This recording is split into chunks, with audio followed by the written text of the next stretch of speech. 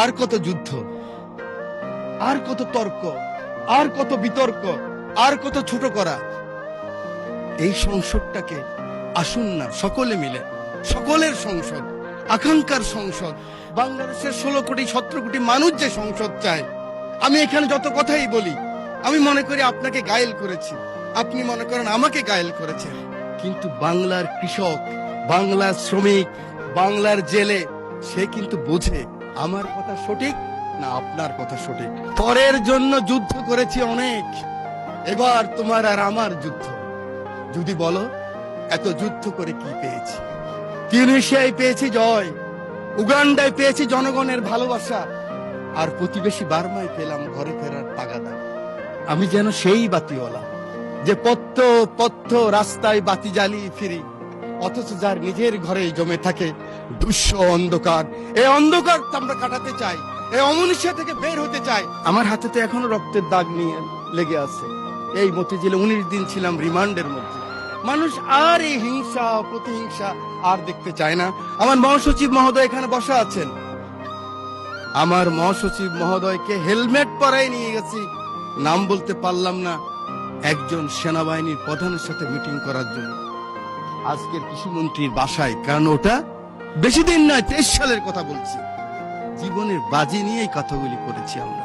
আমার নেত্রী 11 আমার নেতাকে যখন নিয়ে গেল খবর পেলাম আমি, কারণ 7 দিন আগে শেষ দিন আমার দেখা হয়েছিল আমার নেতা তারেক রহমানের সাথে, বেগম খালেদা জিয়ার সাথে 111-এর পরে হাওয়া ভবনে।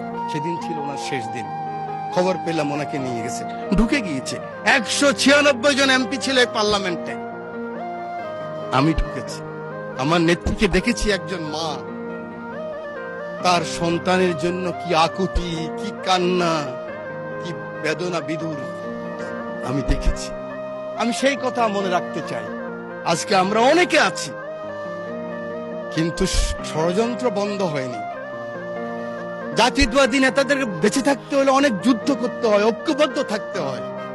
আমরা সকলে আসুন একমত হই।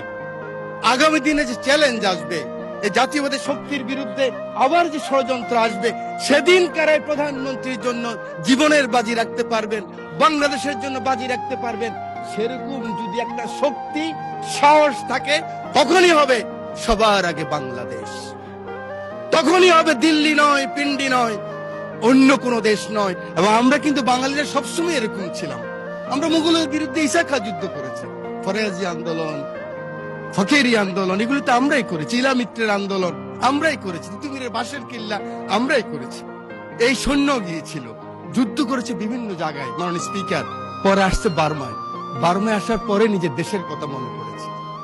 দেশের কথা মনে করার পরে মনে করলো এই বর্গী ওলন্দাজ ব্রিটিশরাই তো অত্যাচার করেছে, আবার তো সেই অবস্থাই হবে। তার স্ত্রীর কথাও মনে পড়েছে। তখন ঢাকায় কিন্তু লণ্ঠনের বাতি জ্বালতো। তো তিনি বলেছেন, পরের জন্য যুদ্ধ করেছি অনেক, পরের জন্য যুদ্ধ করেছি অনেক, এবার তোমার আর আমার যুদ্ধ। যদি বলো এত যুদ্ধ করে কি পেয়েছি? তিউনিসিয়ায় পেয়েছি জয়, উগান্ডায় পেয়েছি জনগণের ভালোবাসা, আর প্রতিবেশী বার্মায় পেলাম ঘরে ফেরার তাগাদা। আমি যেন সেই বাতিওয়ালা যে পত্ত পত্ত রাস্তায় বাতি জ্বালিয়ে ফিরি, অথচ যার নিজের ঘরে জমে থাকে দুঃস্ব অন্ধকার। এই অন্ধকার আমরা কাটাতে চাই, এই অমনুষ্য থেকে বের হতে চাই। আমরা সুন্দর স্বাভাবিক সকলের জন্য যে বাংলাদেশ, সেই বাংলাদেশ চাই। আমার নেতা তারেক রহমানের সবার আগে বাংলাদেশ, সেই বাংলাদেশ চাই। আমার রামগতির দায়িত্ব নেতাকে দিলাম, আমার এমপি, আমার নদী ভাঙা মানুষ শহীদুদ্দিন চৌধুরীকে দিয়ে সময় নাই।